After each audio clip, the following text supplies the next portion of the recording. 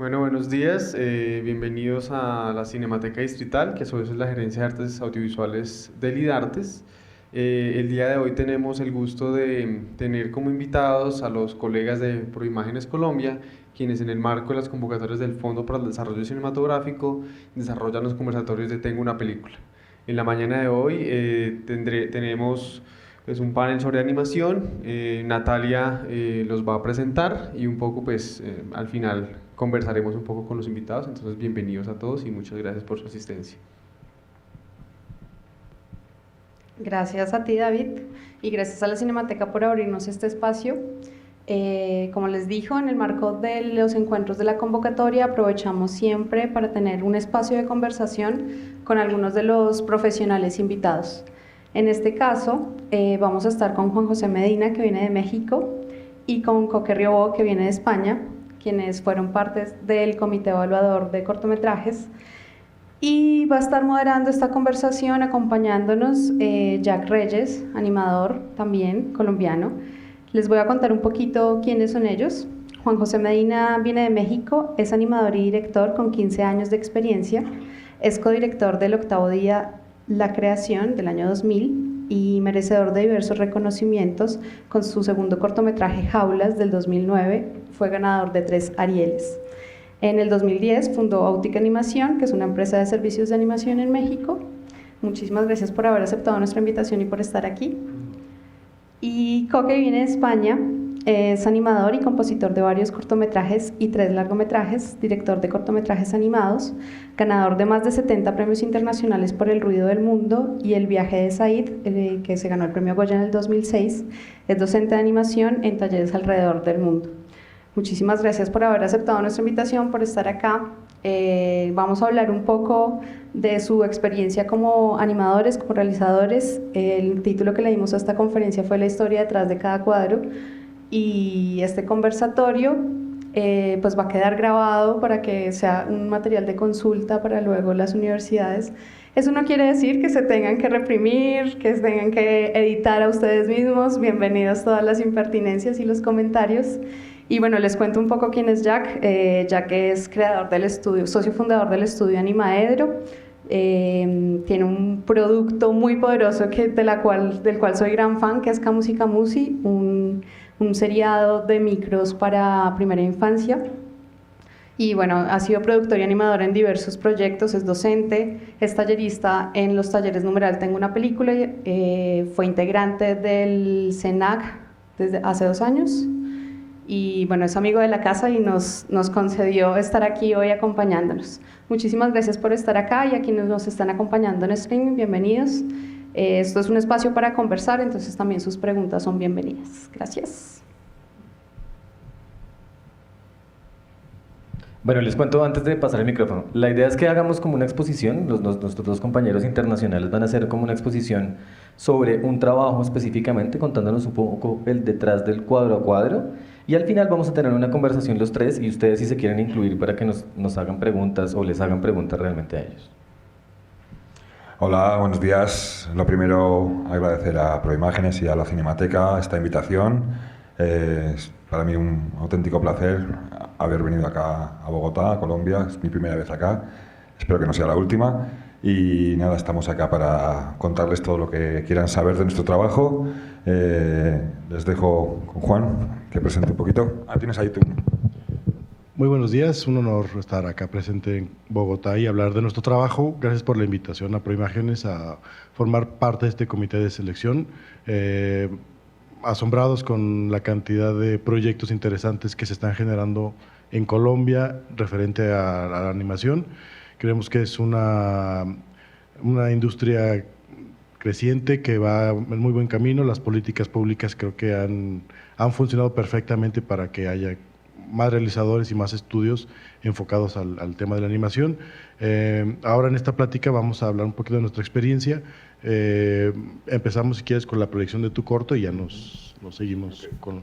Sí, bueno, sobre todo mi trabajo se caracteriza por saltar de una técnica a otra, dependiendo de la película que hagan. No me gusta repetir, entonces trato siempre de buscar para cada nuevo proyecto una estética distinta, una técnica distinta, siempre stop motion, por supuesto. Y este trabajo que van a ver es El ruido del mundo. Es una técnica de plastilina sobre cristal iluminado, retroiluminado. Es una fina capa de plastilina sobre la que voy dibujando y tomando fotos de cada dibujo, de cada escena. Estuve 4 años para realizarlo. Es una técnica no apta para gente con poca paciencia. Y bueno, creo que lo más interesante es que vean la película y luego hablamos un poquito sobre ella. Gracias.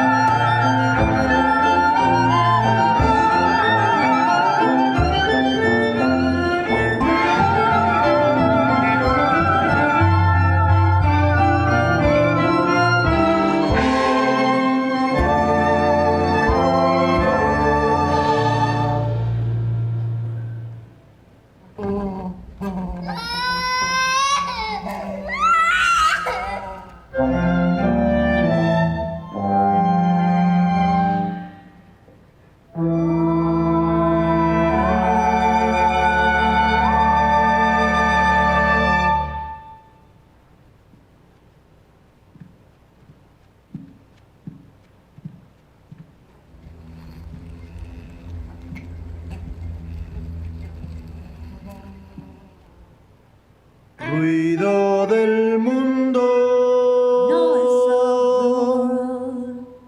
oscuro y profundo,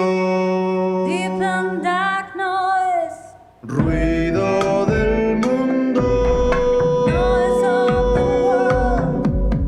no se oye tu voz, oh voz de Vishnu,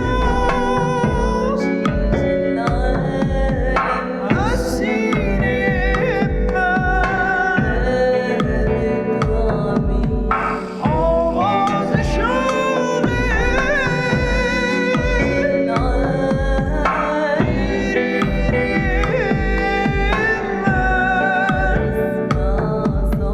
ruido de cuerpos que tiemblan, ruido de llantos y pies que se quiebran, ruido de madres clamando en la tierra, miserable y oscuro ruido.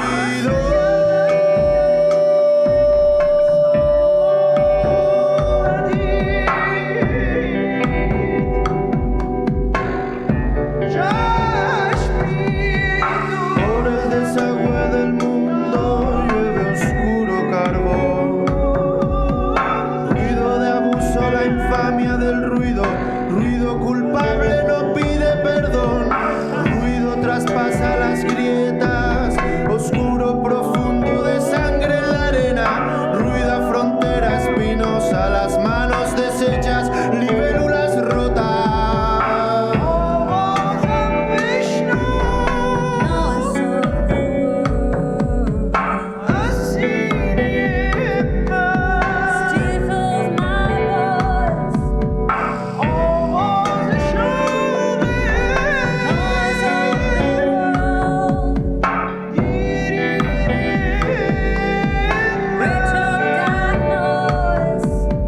Ruido del mal que envenena las flores, ruido crueldad, tejido de sombras, ruido implacable de guerras feroces, ruido de exilio batiendo en las lomas.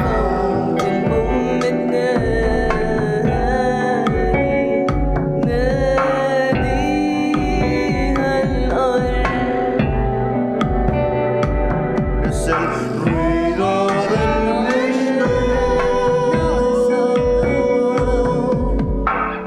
oscuro y profundo, ruido del mundo, no se oye tu voz.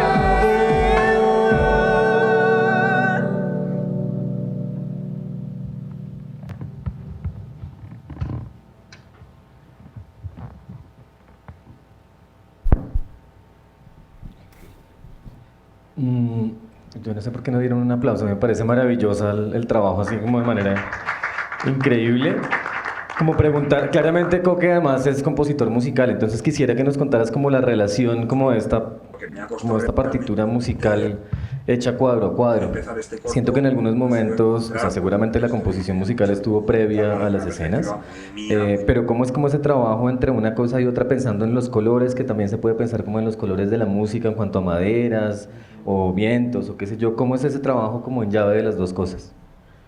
Bueno, hasta el año 2000 yo he trabajado de músico de jazz, músico de flamenco, y a partir del año 2000 descubro la animación, me enveneno con ella y ya abandono la música en directo, sigo componiendo para mis trabajos y para otros trabajos como compositor, y arranco mi carrera como animador, ¿no? Y entonces siempre, durante todos estos años, siempre voy buscando la unión entre la música y la animación, encontrar una manera de, por no abandonar la música, seguir trabajando musicalmente a través de la animación, ¿no? Entonces este proyecto se plantea un trabajo de ida y vuelta constante desde la música a la animación, de la animación a la música, ¿no?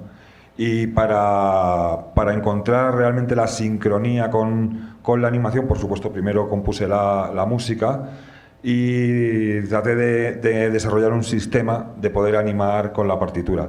Yo no sé si ustedes tienen nociones de animación, pero bueno, en la animación trabajamos una especie de tablillas, ¿no? Para ir apuntando el número de fotogramas que coincidan con el lip sync, con los labios, con los diálogos, tal. Yo lo que hice fue asignarle a cada fotograma un valor en musical, o corchea, semicorchea, negra, una figura musical. Y entonces directamente no animaba con estas tablillas, con estas planillas de animación, sino que animaba con la partitura. Y entonces en función de si era una negra, pues eran 8 fotogramas. Si era una corchea, pues eran 4. Si era una semicorchea, eran 2 fotogramas. Entonces un poco, dependiendo del valor de la nota de la partitura, le asignaba un número de fotogramas y así conseguía una sincronía total. Y el tema de los colores, pues ahí es más un poco por sensaciones, en función de lo que estoy describiendo en cada escena, pues traté de darle un color que reflejase un poquito esa sensación, jugar un poco con las sensaciones y con la música. Y también, bueno, cada escena es monocromática porque con esta técnica es muy difícil mezclar colores en el mismo plano, porque al final se te hace ahí una maraña de suciedad que no queda bonita, y es todavía más complicado controlar eso, ¿no? Ya han visto un poco, luego ahora les enseñaré un poquito cómo es la técnica de plastilina sobre cristal.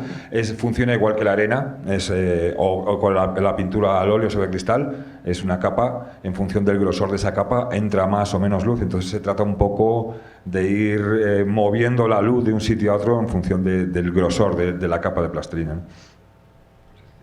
Sí, yo tengo otra pregunta, pero tal vez la puedes resolver mostrando las cosas de detrás de cámaras, y es sobre todo los movimientos de cámara, que me parece como uno de esos retos salvajes técnicos, porque digamos, la animación es muy limpia, se mantienen las formas, hubo como referencias de imagen real, entonces fue como una rotoscopia de algo de imagen real o de 3D, porque las formas se sienten muy, muy firmes y los movimientos no, digamos, no se deforman tanto.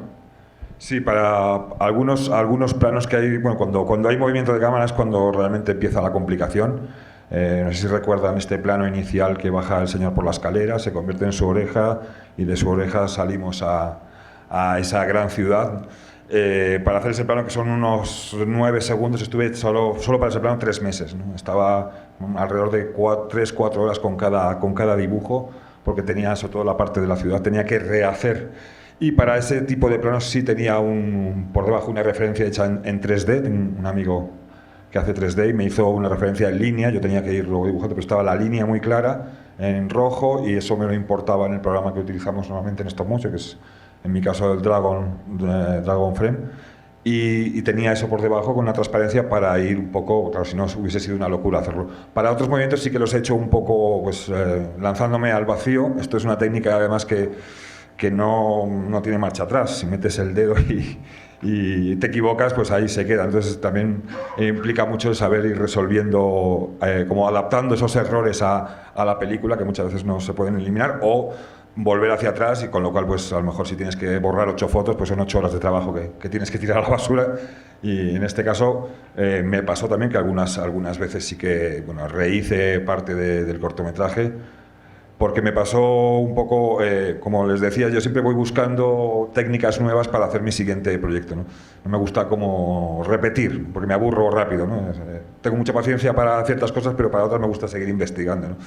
Y me pasó con este cortometraje que hice unas cuantas pruebitas y me arranqué con nunca había trabajado con esta técnica, había hecho alguna cosita con arena y con óleo, pero estuve buscando durante un año a ver si lo hacía con arena, con óleo, y al final llegué a la determinación que lo mejor era utilizar la plastilina sobre cristal porque me permitía dejar un plano a medias, irme a trabajar o irme de viaje a dar mis talleres y volver y que estuviese en el mismo sitio. Con la arena eso era imposible porque en el momento que se mueve algo pues ya te cambia todo, ¿no? Y empecé a trabajar con esta técnica de la plastilina sobre cristal, estuve 3 o 4 meses haciendo pruebas, entonces ya decidí arrancarme con el trabajo, ¿no? con el proyecto del ruido del mundo. ¿Qué me pasó? Que claro, durante un año haciendo las primeras escenas aprendí muchísimo con esta técnica, y entonces cuando llevaba ya un año trabajando vi todo el material que había hecho los primeros meses y no me gustó, entonces volví a repetir, ¿no? Al segundo año me pasó un poco lo mismo. Cada vez iba mejorando mi técnica con la plastilina sobre cristal y cada vez lo hacía mejor. Entonces entré en un bucle de ir rehaciendo y dije, tengo que poner un límite porque entre que me voy a volver loco y aparte no voy a acabar nunca, ¿no? Podría estar 20 años haciendo esto y nunca tenía también la presión tenía una subvención del Ministerio de Cultura y tenía que entregar, ¿no? Entonces, pues bueno, tuve que pedir prórrogas y tal, porque además siempre suele pasar eso, ¿no? Que no se contempla, los cortos de animación y los cortos de ficción suelen tener los mismos tiempos y no tiene nada que ver, ¿no? Siempre en este tipo de subvenciones, ¿no? Entonces, bueno, ha sido como para mí ha sido un aprendizaje de cara a utilizar esta técnica con sus distintas posibilidades, ¿no? En este caso hay mucho más detalle. Ahora justo antes de venir para acá he acabado, bueno, se ve con otro color, esto es azul normalmente, esto es una promo que he hecho para Televisión Española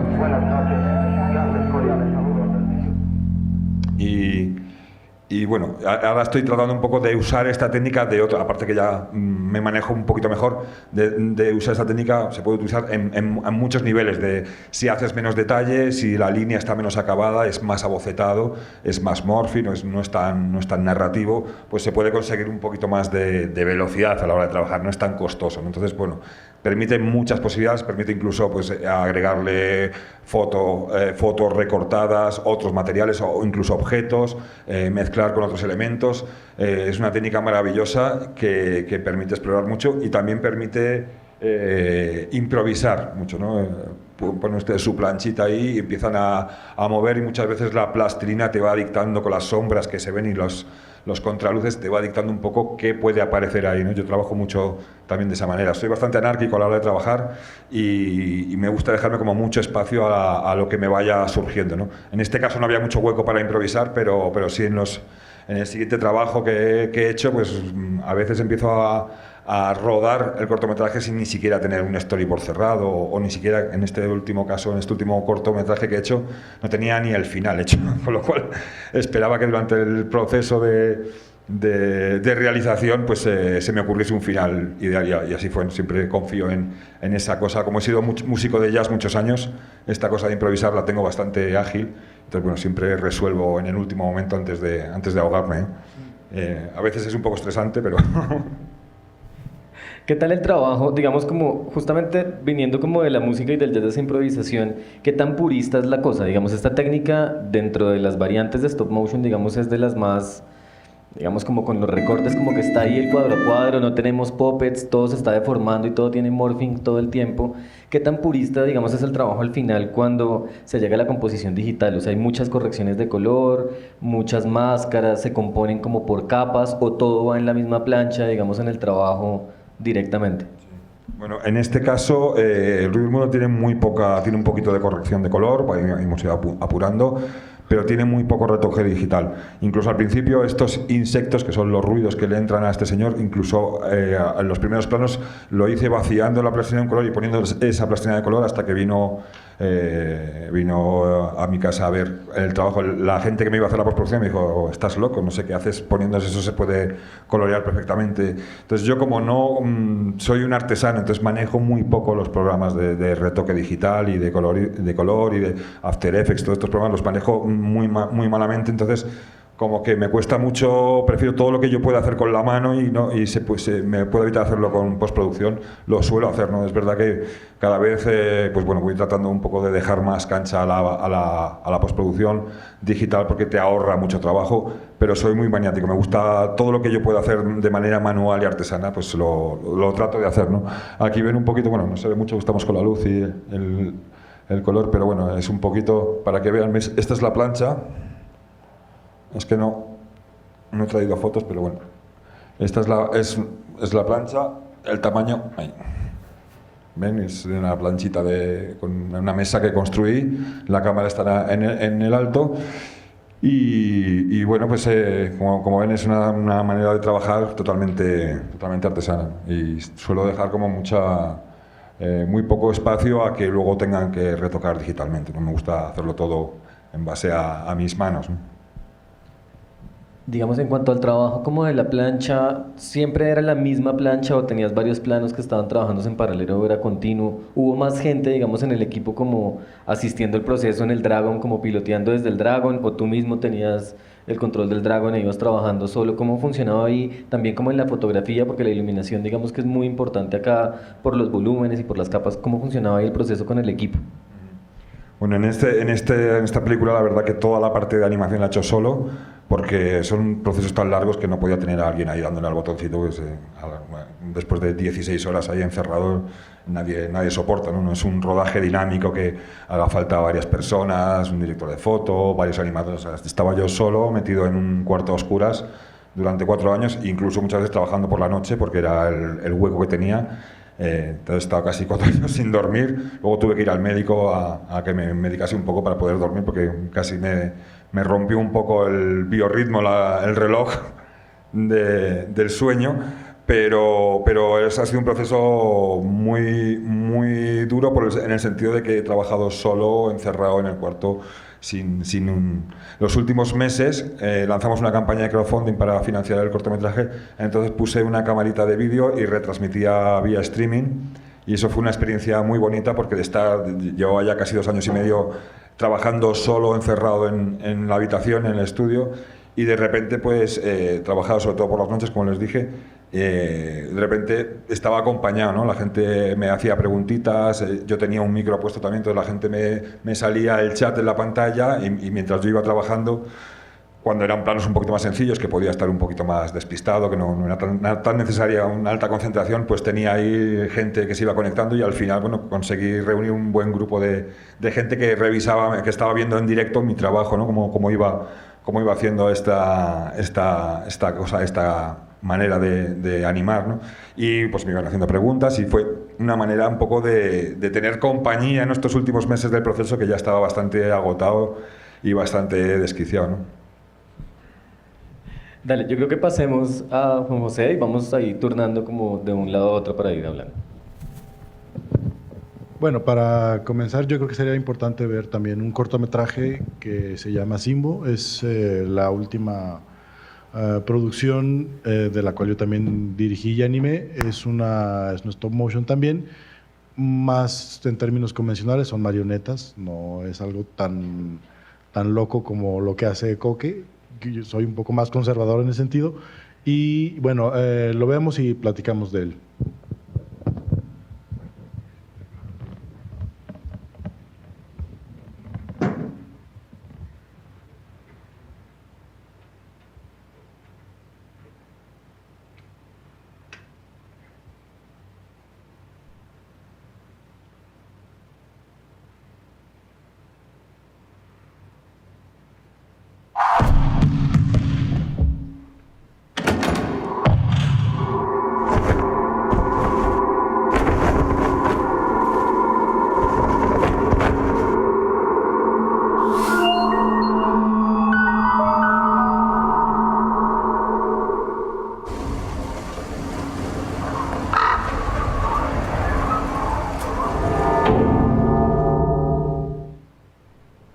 La luna cuelga de un hilo, y de un hilo cuelgan los pájaros que baten sus alas en la noche.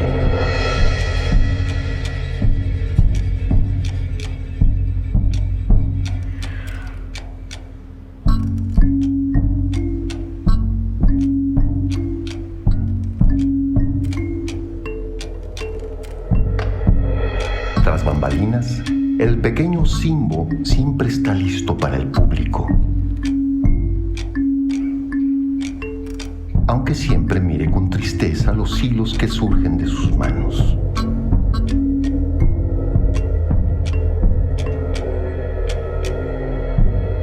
Cuerdas largas y tensas que se elevan más allá de las nubes, más allá de las estrellas. Y se anudan a las cruces de roble que sujetan unas manos viejas y sabias. Las manos del titiritero.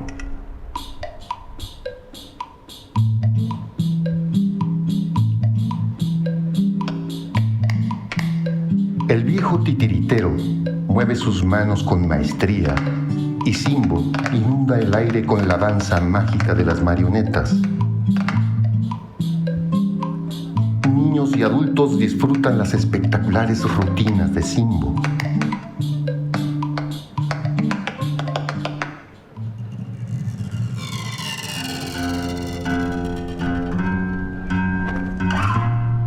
También conoce los trucos de célebres ilusionistas.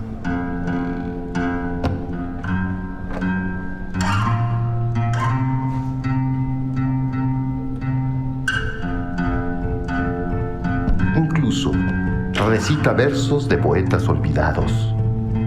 Al final del espectáculo, los aplausos vuelan como gaviotas y el escenario resuena con el eco de la risa de los niños. Pero nada de esto parece hacerle feliz. Al tirar de sus hilos, el titiritero siente que son cada vez más pesados, más tristes. ¿Qué le pasará a Simbo?, se pregunta el titiritero.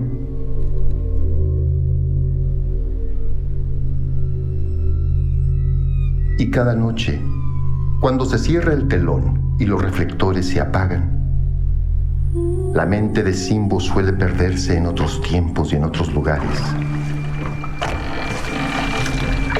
Cruza los más remotos océanos en busca de aventuras.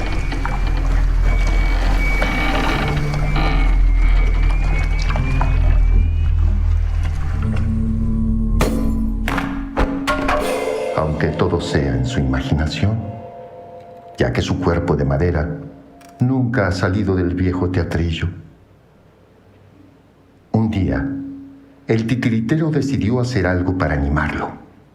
Con miga de pan le hizo una bella flor. Luego, construyó una linda titiritesa para que sostuviera la flor. Y finalmente, levantó un suntuoso castillo para la titiritesa que sostenía la flor.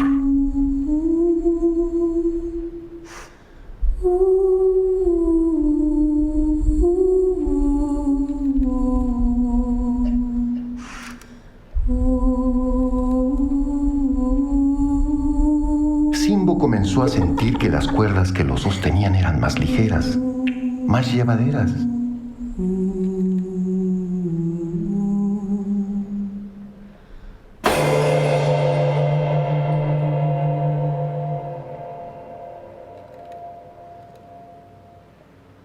Pero, por alguna razón, Simbo seguía sin ser feliz. «¿Entonces qué quieres?», preguntó indignado el titiritero. «¿Qué tal una tiza?», contestó Simbo.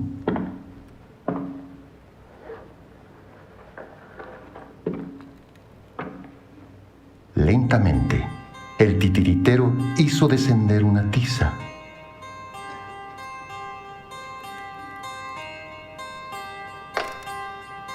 En el suelo de madera, Simbo dibujó una línea, luego otra, otra y luego otra.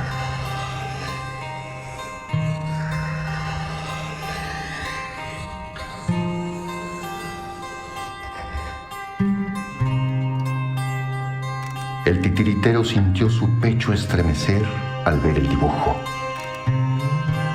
«No puedo darte eso», protestó enérgico.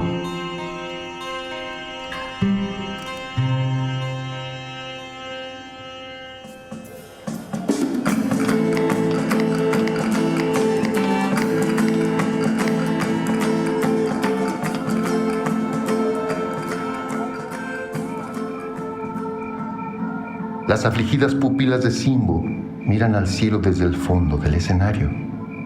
Noche tras noche, el pequeño le pide a las estrellas un solo deseo.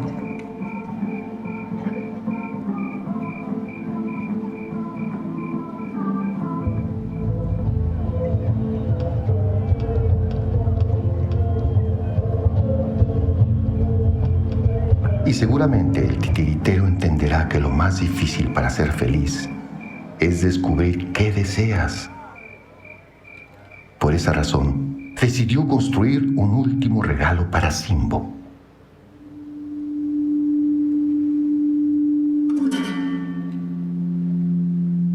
Al otro día, el deseo de Simbo bajó del cielo a sus manos de cedro. Simbo sostuvo con firmeza las tijeras de plata y caminó al límite del teatro.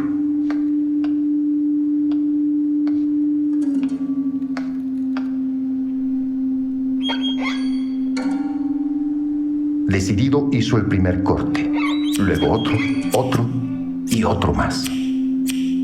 A cada cuerda que cortaba, el titiritero notaba cómo se rompían los hilos que tensaban su alma. Tras el último corte, el cuerpo de Simbo se derrumbó como un plomo y no se movió más.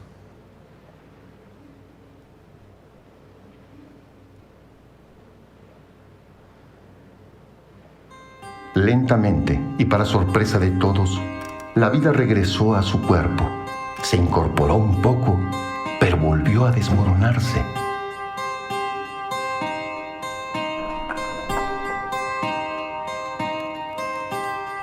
Lo intentó de nuevo y esta vez se mantuvo firme.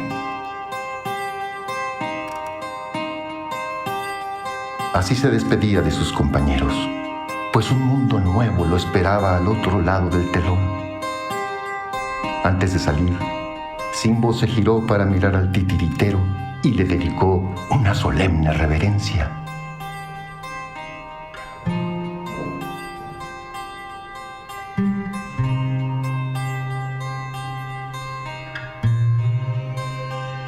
Cuentan los títeres que aquella noche oscura una lágrima bajó a la tierra colgada de un hilo.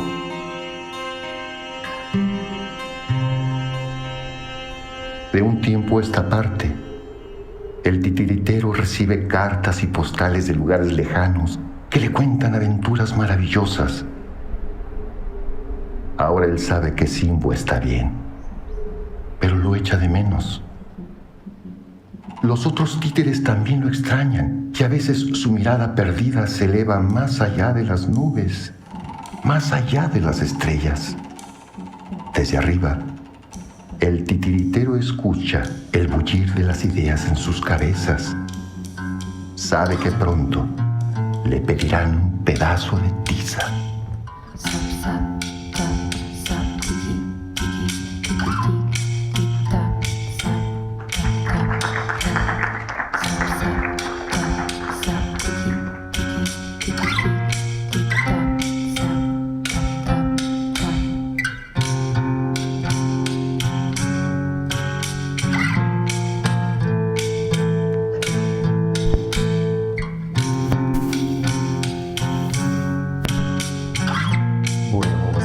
Cuéntanos como parte del proceso, esto de qué año es, cómo fue el proceso, también un poco como una introducción al trabajo, como por detrás del trabajo. Este cortometraje es parte de un serial, una serie que estamos coproduciendo con unos socios españoles. Tiene una casa editorial que publica solamente contenido infantil. Estas son adaptaciones de libros, justamente para públicos tempranos. Es una producción hecha a 12 cuadros, de muy bajo coste. Creo que es el cortometraje más económico que hemos producido en nuestro estudio. Tenemos otros cortos que cuestan 5 veces más y que se han demorado 5 veces más en tiempo de producción.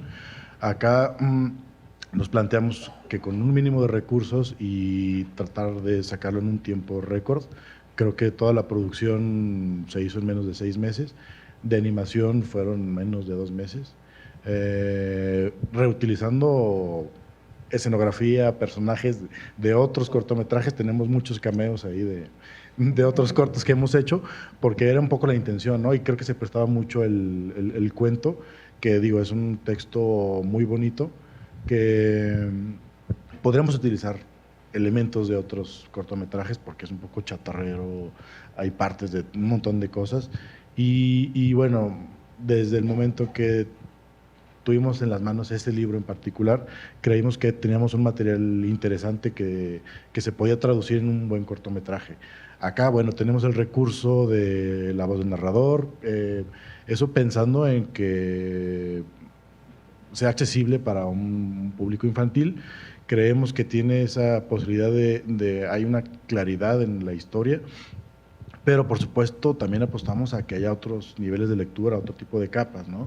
El concepto de libertad, que es un concepto tan poderoso y creo que es el detonante de toda la historia, ¿no? Como de pronto gente que me ha preguntado si tiene que ver con la emancipación de los padres, una libertad más universal, más social.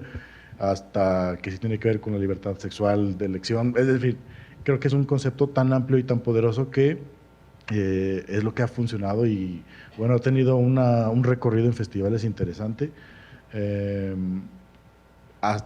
un corto de 2015 y creo que ya está dando sus últimos pasos en el circuito. Lo último que está es seleccionado en Anima Mundi ahora en Brasil y creo que ya cerrará su ciclo y está esperando otros tantos capítulos para formar parte de esta serie de los cuentos del camino. Ok.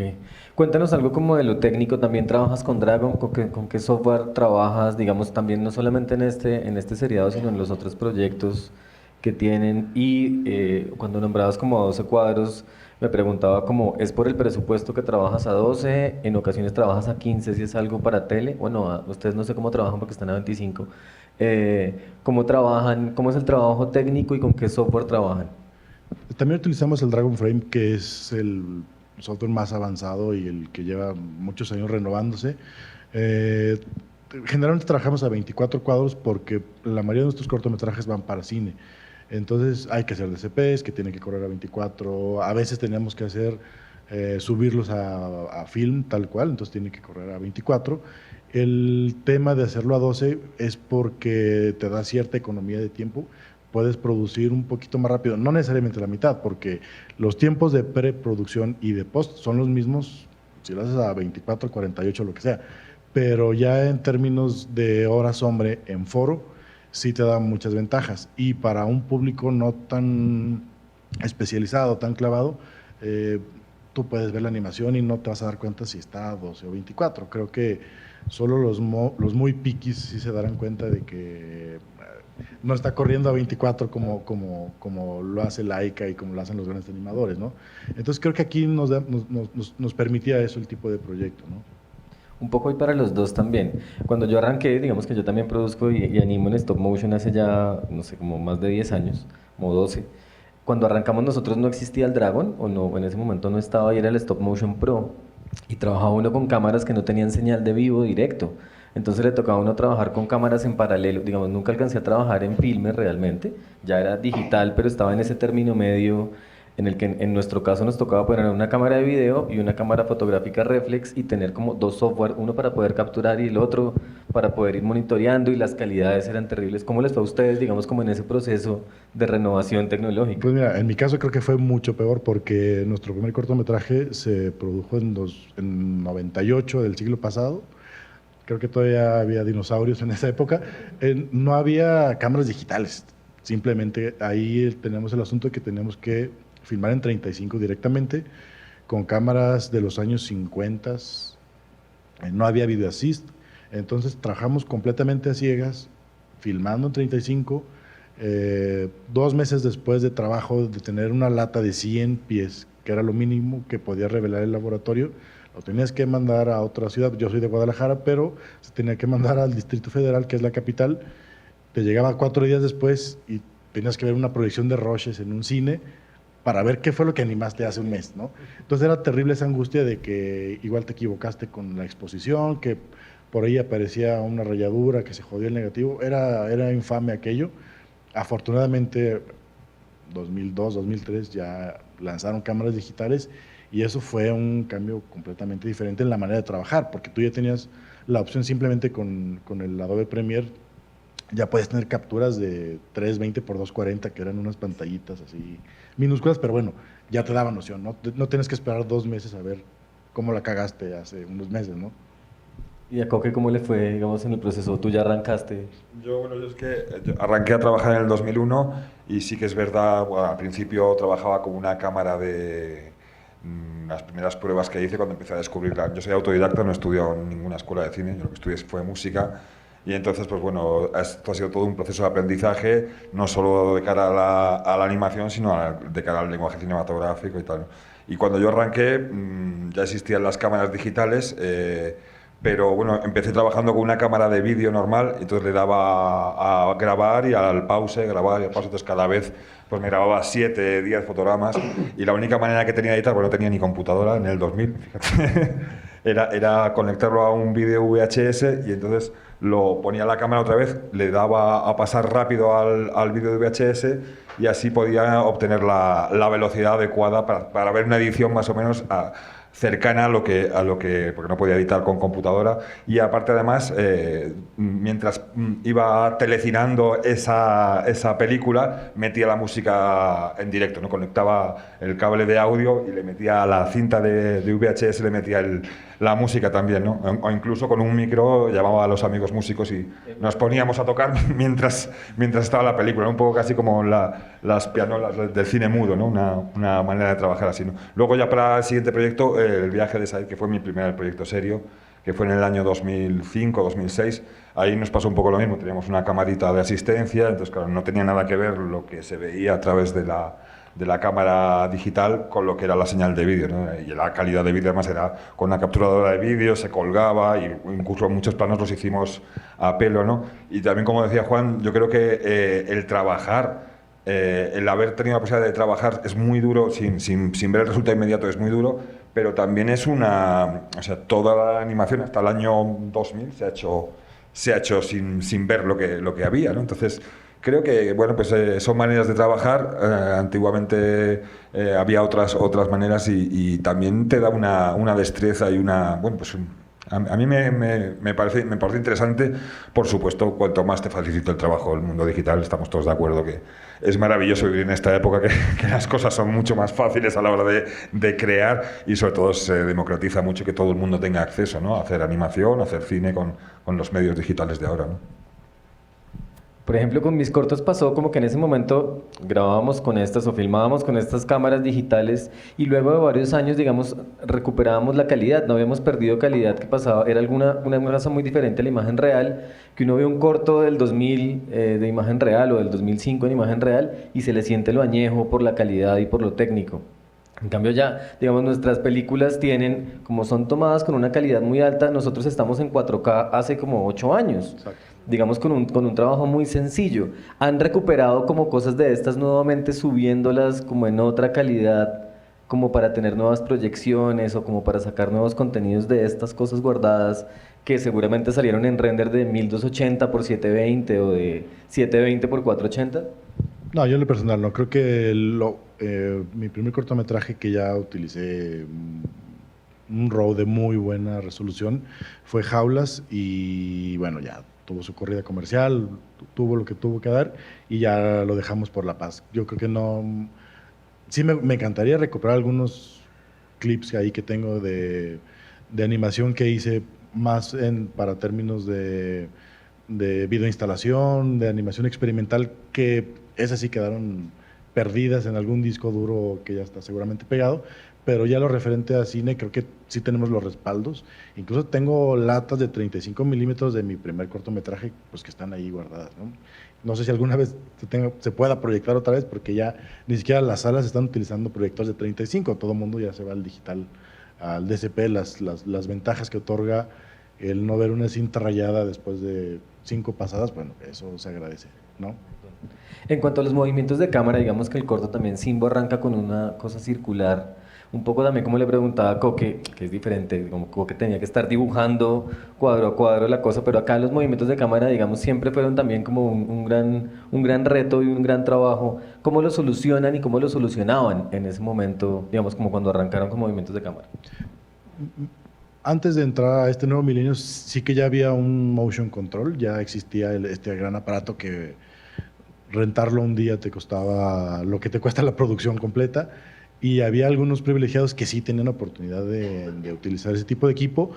Nosotros teníamos que inventar cosas, es decir, ibas con un tornero y le decías tomara 2 tuberías del agua y hacías un dolly ahí como te daba tu ingenio, ¿no? Actualmente también la tecnología nos ayuda en ese sentido, ya hay slider, motion control, cabezas controladas a un costo muy inferior, y ya se pueden hacer muchas cosas, ¿no? Ya hay desarrolladores, incluso latinoamericanos, que están sacando sus propias marcas de equipo de motion control. Para este movimiento en particular, la cámara no se movió en lo absoluto. Lo que se mueve es el escenario junto con las luces, porque, o sea, hacer un dolly circular de 360 grados está un poco complicado. Es más fácil mover absolutamente todo lo demás, pero nos da la misma lectura, no es la misma sensación de movimiento. En cuanto a lo técnico, digamos como de materiales, pensando como en jaulas o en cosas más recientes, ¿cómo ha cambiado como la construcción de los puppets, las estructuras? ¿Cómo ha sido como ese proceso también como de cambio? Si quieres que te comente, mientras yo me pongo el iPad para mostrarles algunas cositas de lo nuevo y tú mientras. Dale. Bueno, yo en este caso, en este trabajo mío que han visto, no había puppets, pero sí, con el viaje de Said, la verdad que teníamos un presupuesto tan bajo que construimos todos nosotros. En la página de Vimeo, en mi página de Vimeo en Coqui Riobó, pueden ustedes ver trabajos anteriores, incluido el viaje de Said, que es un cortometraje que en España, bueno, en el 2006 ganó el premio Goya, pero sobre todo me enorgullece mucho que es un cortometraje que se ha visto en casi todos los colegios españoles, porque es un cortometraje didáctico que habla sobre el tema de la inmigración, el racismo, la xenofobia, y lo utilizan como material didáctico y escolar, pedagógico, en todos los colegios de España, ¿no? Entonces, bueno, sí que eso es realmente lo que me llena de orgullo, que un trabajo mío haya servido para esto, ¿no? Y en este caso construimos todo con alambre, porque no teníamos ni dinero, todavía no había las armaturas que había, los esqueletos que había en ese momento, en el año 2004, 2005, costaban 600, 700 euros, unos casi $1000, y era inaccesible. Ahora ya sí que hay un montón de casas que puedes encontrar este tipo de esqueletos pues por $150, $200, ¿no? Y bueno, pues en este caso nosotros lo construimos todo y bueno, pues con un sistema de poder intercambiar los bracitos, las piernas, todo lo que se fuese rompiendo, y buscando alambres que fuesen mejores para poder superar este reto técnico, ¿no? En nuestro caso, digo, para hacer una diferenciación entre Simbo, que sí fue un corto muy barato, con estructuras de alambre tal cual, vaciados de resina, que también queríamos que tuviera, no necesitamos una animación perfecta, ¿no? Entonces hicimos marionetas muy sencillas que nos daban lo suficiente para poder terminar. Digo, aún así hubo miles de fracturas con los personajes típicos en la técnica, pero les muestro un poco del proceso de... o un cortometraje que se ha hecho en el estudio, se llama Los Aeronautas, que también ha empezado en 2016 su circuito, también está seleccionado en competencia en Animamundi, pero bueno, este sí costó un poquito más. Desde la carpeta, acá vamos a ver desde el desarrollo de concepts para poder competir por el subsidio y tal.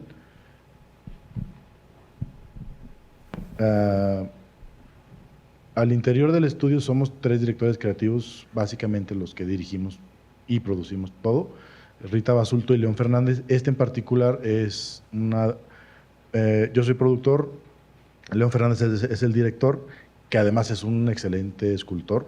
Él también tiene una empresa que se llama Humanimalia, que desarrolla estructuras para stop motion, y bueno, ha revolucionado un poquito la técnica para hacer los vaciados. Este cortometraje está hecho con personajes de Dragon Skin, que es un silicón que se utiliza mucho en cine para hacer prótesis de cortadas, etcétera. Y bueno, acá está parte de sus mecanismos, sus ball and socket. Un sistema también para gesticular un poquito desde el interior. Aquí ya tenemos algunos vaciados de este material, que es muy complicado de manejar, de pintar sobre todo, pero en términos fotográficos te da una riqueza, una transparencia única, ¿no? Porque sí te da toda la sensación de una piel, tiene esa transparencia y esas arrugas que te genera, exacto. Sí, es todo un lío hacer este tipo de vaciados. Bueno, aquí ya estamos en el proceso de pintura. Rita además de directora de fotografía, es la encargada de darle el terminado. Bueno, aquí desarrollo de ojos, que también los hace León en su taller. Acá ya tenemos con un rig en el foro. Aquí está él animando. Acá sí utilizamos muchísima post, porque es un espacio abierto, es un desierto, entonces sí que tenemos que utilizar un croma y en postproducción meterle parte de los escenarios. Aquí una captura del software. En cuanto a anclaje, digamos acá lo que tienen es un rixito, como unas traquitanas ahí. ¿También trabajan con anclaje de tornillos o de imanes? Un Ah, poco depende del no, proyecto o siempre están trabajando. ya nos olvidamos de los tornillos y de hacer perforaciones. Creemos que hemos encontrado mejores soluciones con este tipo de rigs. Y bueno, en este caso, que tenían que volar, que tenían que correr muchísimo, nos facilitaba mucho las cosas de trabajar con rigs externos. Y bueno, acá ya un poco más de iluminación en el escenario. Es un poco en cuanto a iluminación a los dos también, digamos como con qué tipo de luces iluminan. En el caso de Coque con esta retroiluminación, ¿son luces, digamos, son luces Fresnel, Arri, profesionales o son luces frías, más cercanas a los Kinoflow o ya están trabajando con LED solamente? Como con qué tipo de iluminación trabajan, también pensando en que el fliqueo, digamos, como esta variación es un gran problema que No, bueno, yo con el viaje de Said alquilamos luces, con lo cual fue un fallo, pues estuvimos 1 año y medio y al final con la plata que gastamos en alquilarlas podíamos haber comprado 2 veces y con los beneficios, es un corto que recibí bastantes premios, lo que hice fue gastarme todo el dinero en comprar una cámara y una maleta de Dolights. Y con esa maleta de Dolights, luego sí necesito algún refuerzo, si suelo alquilar algún Fresnel, algún Kinoflux o cuando contrato al director de fotografía de los trabajos, pues siempre hace falta algún poquito más de refuerzo, pero normalmente con esa maleta es lo que me salva la vida. Ya espero me iré a la tumba con esa maletilla debajo del brazo, ¿no? Porque es de lo mejor que hay en el mercado. El Dedolite es bastante fiable y bueno, y funciona muy bien. Y luego en función también del tipo de trabajo que tengas que hacer. En este último trabajo que he hecho, como eran miniaturas, son muñequitos de maqueta de tren de 1 centímetro, pues bueno, los decorados eran muy reducidos, entonces con 2 foquitos lo tenía solucionado. En nuestro caso depende mucho del proyecto. Lo que hemos hecho para la serie de Los Cuentos del Camino, sí trabajamos con luces cálidas, tuxtenos, Fresnel, porque toda la serie se ha hecho con ese tipo de iluminación y es parte de lo que discutimos con los socios en España, que tendría que mantener una unidad en ese tipo, ¿no? O sea, el tipo de animación, el tipo de iluminación, para que se conserve una integridad como tal. En el resto de los proyectos nos gusta trabajar mucho con luces frías, con Kinos, porque bueno, son muy estables, no tenemos ese flicker que, bueno, es una patada allá. Pero depende del proyecto, ¿no? El trabajar en interiores con luces pequeños spotcitos, algunos LEDs, también le da una riqueza y te levanta unas texturas que a veces la luz fría no te la permite, ¿no? Por ser otro tipo de cosas. Les voy a poner el teaser de este corto para que vean toda la evolución que pasó entre los primeros conceptuales, el proceso de generar las marionetas y cómo es que queda ya, lo vamos a ver sin audio, nada más para que entiendan que fue otro tipo de animación y es otro tipo de proyecto, ¿no? Que acá sí está 24, sí tiene mucha postproducción, sí hay un poquito de diálogos, para lo que tuvo que generar un poquito de reemplazo de caras. Había unos que tenían un mecanismo para gesticular, pero hay unas limitaciones, sí, las obvias, ¿no? Con la técnica. Y sí se hicieron unas escenas con reemplazo de bocas. que fueron talladas, digamos, no fue impresión 3D, sino que fueron como Sí, nuevamente vaciadas en el mismo material. Modelas en cera, haces moldes y haces los vaciados en Dragon Skin. ¿En el público hay alguna pregunta ya para incluirlos a ustedes en este momento?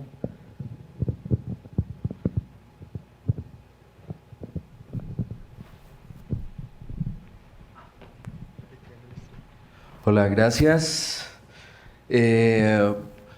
Pregunto, son procesos muy diferentes, pero frente al tema de diseñar ese timing y diseñar el acting, toda la caracterización del personaje, ¿cómo lo afrontan cada uno? En el caso, por ejemplo, el que acabamos de ver del El ruido del mundo, nos comentabas que el timing salía de la misma música, ¿sí? ¿Cómo fue esa negociación entonces en ese caso con la música? Al hacer la música, ¿se pensaba también en los tiempos de la animación o los tiempos de la animación surgen solo de los tiempos de la música? ¿Cómo se da ahí eso? Pero también la caracterización del personaje, porque no es solamente, listo, me demoro tanto moviéndolo, sino que tiene que tener una expresión específica, cómo se da ahí esa negociación entre esas dos cosas, y lo mismo con ustedes, cómo lo trabajaron, que los tiempos son más pausados, donde hay, sí, es mucho silencio, mucha pausa desde el movimiento también, cómo funciona eso ahí. Okay. En nuestro caso, sí trabajamos tenemos una herramienta que es un Animatic. Ya tenemos una previsualización de los emplazamientos en dibujo, un storyboard tal cual, pero sí nos ayuda el generar ese ritmo el corte entre un plano y otro, ver cómo funciona el lenguaje cinematográfico desde el dibujo. Es decir, de este pequeño ejercicio de edición también nos da una idea clara de para dónde va, ¿no? O sea, y ahí podemos hacer algunos ajustes. Digo, acá cero improvisación, en ese sentido no se nos da mucho. Sí planificamos muchísimo esa parte porque sí queremos ir como un poco más a la segura. Ahí sí yo tengo pésimo oído musical, entonces sí necesito estar como viendo cómo corre la película, cómo se cuenta. Y acá tenemos el tema de que hay una voz narradora, entonces eso también nos va dictando un poquito, que no es algo muy estricto, que se pueden hacer ajustes al texto. Digo, es una adaptación también, no es llevar el libro directamente a la pantalla porque no funciona, hay que hacer una traducción de aquello. Y entonces esa herramienta del animático nos ayuda como para ir sembrando dónde necesitamos esos espacios, esos vacíos, esos silencios para que el público tenga un poquito de tarea de ir completando cosas, y donde sí tenemos que meterle un poquito más de información, tanto auditiva, visual y de texto, ¿no? Entonces estamos creo que en los polos opuestos, y lo que hacemos acá con estos libros de Oco. Bueno, es que estos chicos son unos súper profesionales, una dilatada carrera, y cuentan con unos artistas, Rita, el mismo Juan. Yo soy mucho más anárquico, y en el caso del Ruido del Mundo lo que pasa es que en mi casa tengo el estudio de animación y el estudio de música. Entonces me paso el día correteando de un lado para otro, estoy animando, se me está ocurriendo la música, y cuando estoy haciendo música se me está ocurriendo la animación, y a veces paro en medio de un plano y me voy a componer algo que se me ha ocurrido. Entonces es un proceso todo el rato de corretear por el pasillo de un lado para otro para un poco encontrar el punto medio, ¿no? Y por supuesto para el Ruido del Mundo sí que tuve una animática. Lo que pasa es que tengo como trabajo solo. En caso de cuando tienes un equipo de gente trabajando 4, 5, 6 personas, pues tienes que tenerlo todo muy cerrado para no marear a nadie ni que haya descoordinación, ¿no? En mi caso, en estos últimos 2 proyectos que he hecho, como lo hago yo todo, pues es que digo, ¿para qué voy a hacer una animática totalmente cerrada si luego me la voy a saltar? Y me voy a hacer lo que me dé la gana. Entonces, como que muchas veces digo, es un proceso que te ayuda mucho a ver a ti, a asimilar cómo lo quieres contar, pero siempre me dejo un poco la puerta abierta a hacer lo que me dé la gana en todo momento, ¿no? Entonces, sí que tengo por supuesto, trabajo con una animática, pero luego cuando he terminado el proyecto y he hecho la vista atrás y comparo lo que tenía de animática con lo que es el resultado final, pues muchas veces se parece un poquito, pero no mucho. ¿No? Me gusta mucho tener esa libertad, ¿no? Por supuesto, para otros trabajos que he hecho, cuando hago publicidad, eso va todo muy, muy cerrado, muy cronometrado, porque son tiempos que tienes que apurar y que trabajas con un equipo que no puedes andar diciéndole en el momento. Sobre todo te ayuda mucho a ti, ¿no? A poder dirigir bien, el saber que está todo cronometrado y cerrado, y no andar mareando a la gente. Esto sí, esto era... Ah, no, mejor hazlo así. Eso no puede funcionar, y más en el stop motion, porque no se puede repetir un plano 3 veces hasta que te salga bien, hay que hacerlo bien a la primera, ¿no? Entonces son procesos que sí requieren como ser más estricto, ¿no? con los procesos de preproducción, ¿no? En cuanto a referentes que tengan, digamos, como no solamente de hace varias décadas, que seguramente los tienen y quiero que me cuenten cuáles, sino como referentes más colegas, como en este momento, ¿cómo ven, sobre todo como en el mercado, digamos, iberoamericano? Pues no yéndonos al mercado norteamericano ni europeo, sino más como un poco más de nuestra zona hispana, por lo menos, como hispanoparlante. ¿Cómo ven eso de referentes y cómo ven el trabajo de stop motion como en el mercado? Creo que a nivel Latinoamérica hay cosas interesantes que ver. Desde Argentina, tenemos buenos amigos, Santiago Bou, en Brasil, Josep está haciendo también cosas muy interesantes. Acá en Colombia lo acabamos de ver con los proyectos que hemos revisado. En México, bueno, se puede decir que hay un criadero de animadores en Guadalajara que salen por todos lados de stop motion. Hay unos que otros casos por ahí sueltos en otros estados, pero sí hay muchas cosas interesantes. Creo que en México ya se está produciendo largometrajes de animación full stop motion, lo cual es una locura, pero creo que alguien tenía que dar ese paso y esperemos que sea un buen caso de éxito para que haya más de ese tipo de cosas en toda Latinoamérica y en España, ¿no? Que ya tenemos el caso de Sam Conflictivo, que también hizo su largo, es un tipo muy loco y no se esperó a tener el presupuesto que tiene Laika para hacer una película. Él lo hizo, lo montó como pudo y lleva años presentándose en festivales y dando la cara por el stop motion. Sí, en España la verdad que bueno, está Sam, está Pablo Llorens, hay 2 o 3 personajes que llevan ya 20 y tantos años trabajando. Ahora sí que es verdad que está habiendo una nueva generación de gentes que están empezando con stop motion y claro, empiezan desde una perspectiva mucho más ilustrada porque tienen muchos referentes y gente que ya ha hecho stop motion. Hay escuelas, yo cuando empecé no había ninguna escuela en España de stop motion, entonces todo el trabajo es autodidacta y cuando puedes formarte un poco y te ahorras todo ese proceso de aprendizaje, de meter la pata 40 veces hasta que te sale bien, pues también las cosas fluyen más, ¿no? Y te da tiempo a sacar más material adelante, ¿no? Y en cuanto a referencias, aparte de los clásicos, bueno, hemos descubierto, ya había visto algo de él de acá en Colombia. Edgar Humberto Álvarez es un referente muy bueno, sobre todo yo me siento muy identificado con él porque, como nos decía en el pitch que él se ha presentado a Proimágenes, al fondo de Proimágenes, nos decía que él más que animador es un activista político, ¿no? Y yo en ese caso me siento muy identificado porque todos los trabajos que hago siempre tienen una connotación social y política y trato un poco que desde la animación, hacer animación para adultos sobre todo, desde la animación pues tratar un poco de hablar de lo que crees que es necesario y para mí la visión del artista creo que siempre tiene que ser un poco crítica, ¿no? Por supuesto tiene que haber todo tipo de arte, de entretenimiento y totalmente apolítica, pero creo que es un buen sitio desde donde disparar a las cosas que crees que no están bien hechas o que las cosas que crees que hay que cambiar, ¿no? en la sociedad actual. ¿Alguna otra pregunta de eso?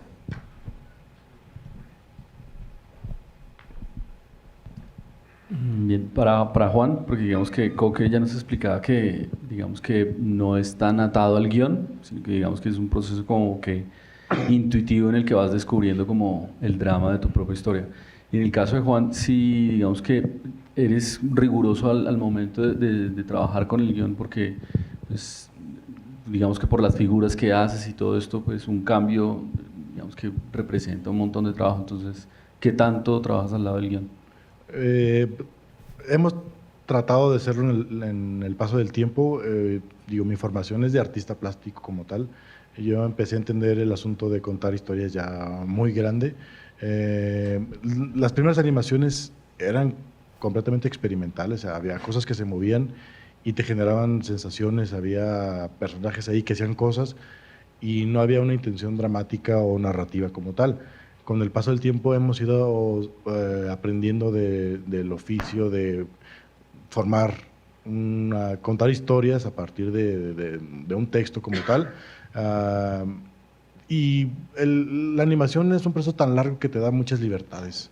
Es decir, tú puedes tener un guión que en teoría te funciona muy bien en papel, tienes tu storyboard, tienes tu animático, pero no es una cosa cerrada con candado. Creo que es un objeto inestable que se va modificando dependiendo del momento en el que lo estás viviendo, ¿no? Porque es tan largo el proceso que no eres el mismo artista cuando empezaste a escribirlo que cuando estás en la postproducción. Eres otra persona completamente diferente y ahí sí que puedes eliminar una escena completamente si no te funciona, si no es funcional a tu historia. Entonces, sí tratamos de ser un poco rigurosos al momento de escribir las historias, de abordarlas, pero sabemos que hay un margen ahí que nos da libertades, ¿no? de modificar y de mejorar.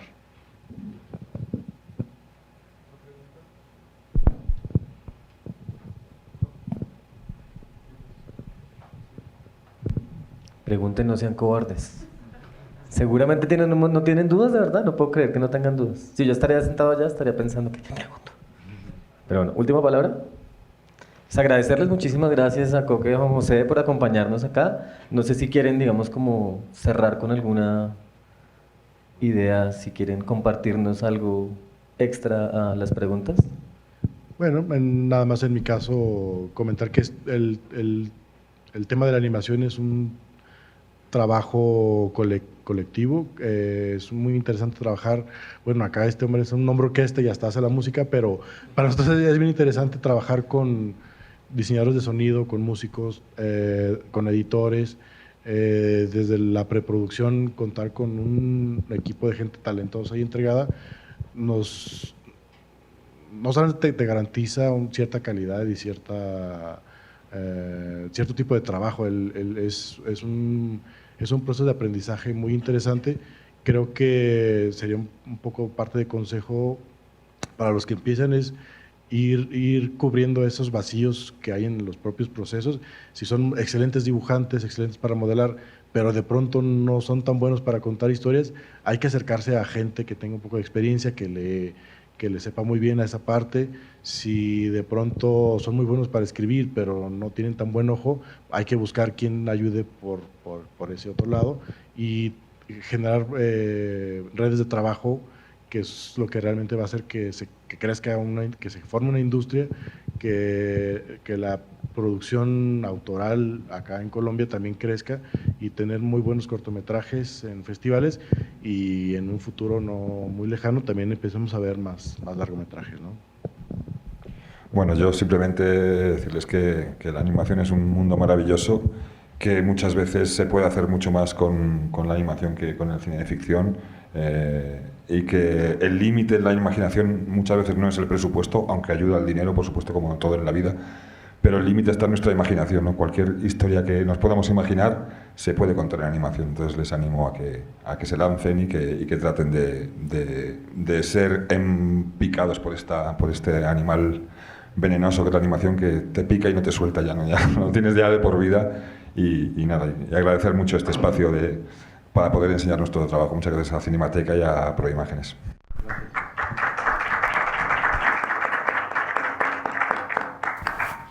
Listo, muchísimas gracias.